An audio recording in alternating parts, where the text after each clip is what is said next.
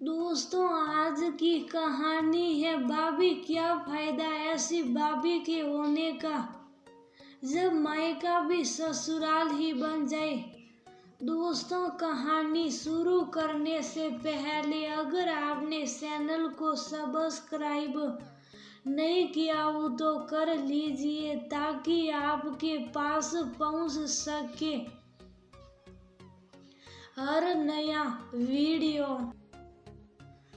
घड़ी के 10 बज गए थे लेकिन किसी के पेट में अन्न का दाना भी नहीं गया था। बेटा अमर तो ऑफिस के लिए देर होता देर कैंटीन में खा लूंगा का ऑफिस निकल गया था और बहू रिद्धि बुखार उतरने के बाद बेसुध सोई थी। किसी तरह घुटने के दर्द को बर्दाश्त करती शांति जी ने बेटी रिया के झांक कर देखा तो वह सामान बांधती नजर आई। ये क्या कर रही रिया, सामान क्यों बांध रही? अभी तो तुम्हारे जाने में काफी समय है ना, और ये क्या अभी तक कुछ बनाया भी नहीं? इतनी समझ नहीं कि तेरी भाभी बीमार है और मेरे घुटनों में कितना दर्द है। तेरी भाभी और मुझे दोनों को दवाई लेनी होगी। रसोई शान देख राधा जी थोड़ी नाराज हो उठी थी, लेकिन शादीशुदा बेटी को ज्यादा डांटना ठीक भी नहीं था।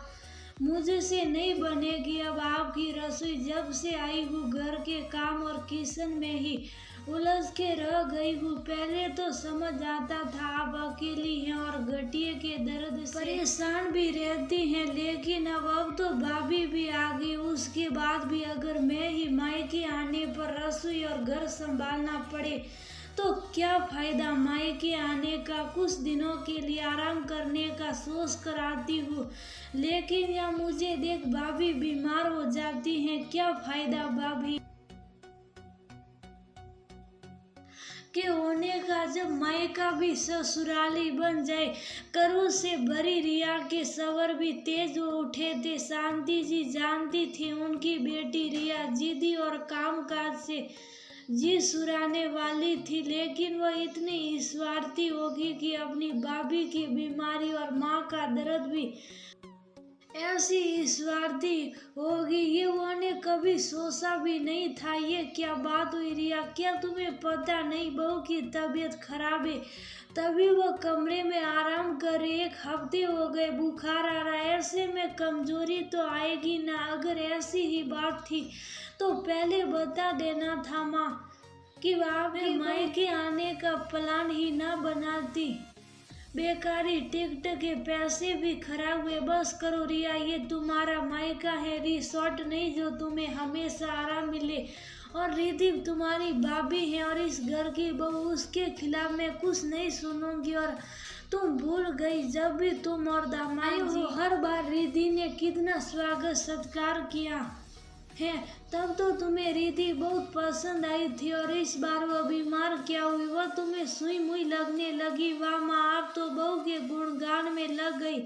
माना रिद्धि भाभी ने स्वागत अच्छे से किया था, ये तो फर्ज है उनका, आखिर ननद हूँ उनकी। और ये मेरे पति नंदू। रिया तेज में अपनी माँ से बहस करने लगी। भाभी के फर्ज तो तुझे खूब मालूम है रिया, लेकिन कभी ननन के क्या फर्ज होते ये भी याद कर लिया कर। देख रिया, माँ हूँ तेरी, इसलिए तेरी हर गलती को माफ कर दूंगी, लेकिन ये हमेशा याद रखना रिद्धि भाभी है तेरी और वह सिर्फ एक सीमा तक ही बर्दाश्त करेगी। रिद्धि पढ़ी लिखी संस्कारी लड़की है, घर परिवार जोड़ना उसे आता है, इसलिए आज तक तेरी हर बातों को नजरअंदाज करती रही है। लेकिन आखिर कब तक करेगी वो भी? और मैं नहीं चाहती कि तेरी नादानियों के कारण तेरा मायका छूट जाए। मायका सिर्फ माँ से नहीं होता, भाभी से भी होता है।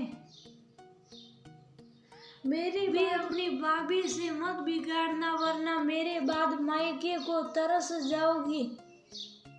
रिद्धि जैसी भाभी लाखों में एक होती है। जब अपनी भाभी की इज्जत करोगी तभी तो भाई भाभी दोनों का स्नेह पाओगी।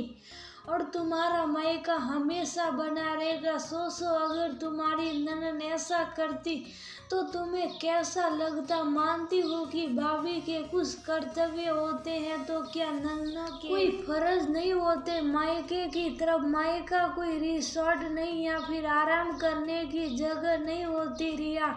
अगर अधिकार जताना जानती हो तो फर्ज निभाना भी सीख लो, तभी मायके का सुख मिलेगा। बेटी को डांट दुखी मन से शांति जी अपने कमरे की ओर बढ़ गई। थोड़ी देर बाद दरवाजे की दस्तक की आवाज सुन शांति जी ने कमरे के दरवाजे की कुंडी खोली। देखा तो रिया सामने हाथों में प्लेट लिए खड़ी थी।